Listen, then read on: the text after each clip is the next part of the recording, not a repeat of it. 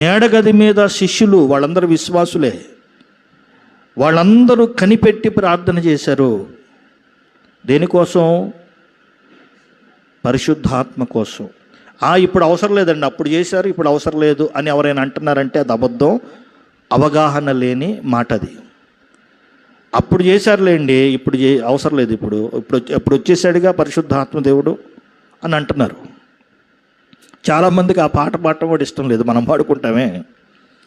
పరిశుద్ధ ఆత్ముడా యేసు పంపిన వాడవు నీవేగా, పరిశుద్ధ ఆత్ముడా ఇప్పుడే దిగురమ్మయ్యా అని ఉంటుంది కదా. ఇప్పుడు ఎప్పుడో దిగాడు ఆయన అంటారు. ఇప్పుడే దిగరండి అని చెప్పని పాడటం ఏంటి? అసలు అది అవివేకమైన పాట, అవివేకమైన మాట. అసలు ఎప్పుడో వచ్చాడు. ఇట్లాంటి పాటలను విమర్శించేవాళ్ళు చాలామంది ఉన్నారు. విచిత్రం ఏంటంటే ఏదో తెలియక మా సామాన్య విశ్వాసులు కాదు ఇట్లా విమర్శించేది, పెద్ద పెద్ద మేము బోధకులము జ్ఞానులము అని చెప్పుకునే వాళ్ళు కూడా విమర్శిస్తారు.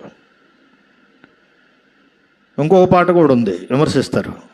యేసు రాజుగా వచ్చుచున్నాడు ఉందిగా పాట. ఆ పాట ఏంటి? యేసు రాజుగా వస్తున్నాడా? ఇప్పుడు రాజు కాదు ఆయన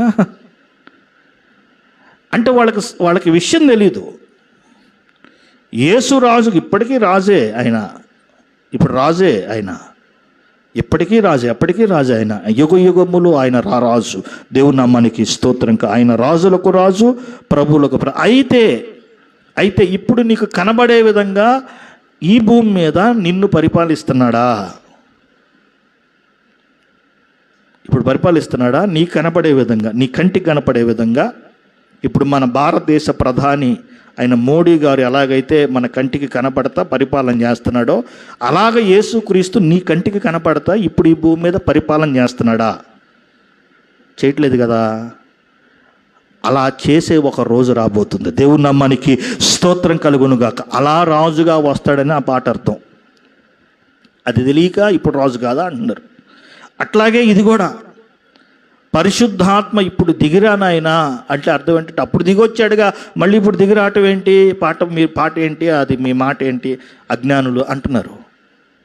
మరి దిగొచ్చారుగా, మేడ మీదకి దిగి వచ్చిన ఆయనే మరలా ఫిలిప్పు సువార్త వలన కొందరు యేసుక్రీస్తును అంగీకరించి సమరయ్య పట్టణస్థులు నమ్మి బాప్తీసం పొందారు. ఫిలిప్పు సువార్త వలన జరిగింది ఇది.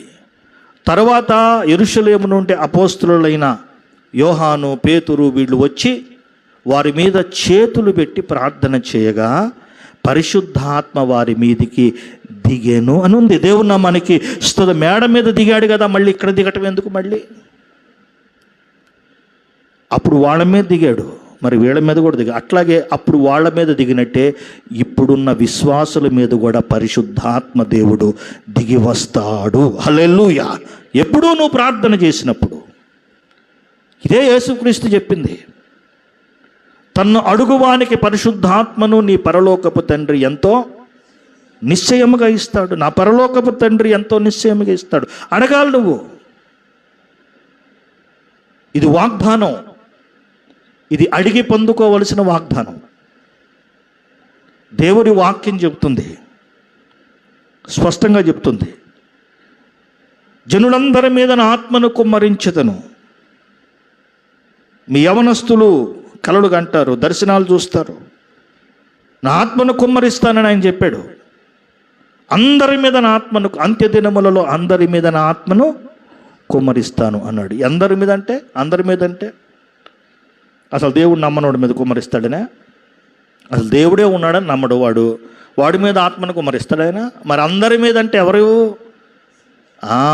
విశ్వసించి ఆ విషయంలో అడిగిన వారందరూ అని అర్థం. దేవుని నామానికి స్తోత్రం కలుగు. పరిశుద్ధాత్మదేవా నా మీదికి దిగిరా నాయన. దీన్ని అభిషేకాత్మ అంటారు. దీనిని నేడు చాలా మంది క్రైస్తవులు నమ్మట్లేదు. ఇది విచారకరమైన విషయం. ఆ జాబితాలో మీరు ఉండొద్దు, వాళ్ళ నుంచి తొలగిపోండి. ఎందుకంటే అలా తొలగిపోకపోతే మీరు చాలా నష్టపోతారు. ఆత్మవరాల విషయము తెలియని సంఘాలలో ఎవరైతే ఉంటారో వాళ్ళు చాలా నష్టపోతారు.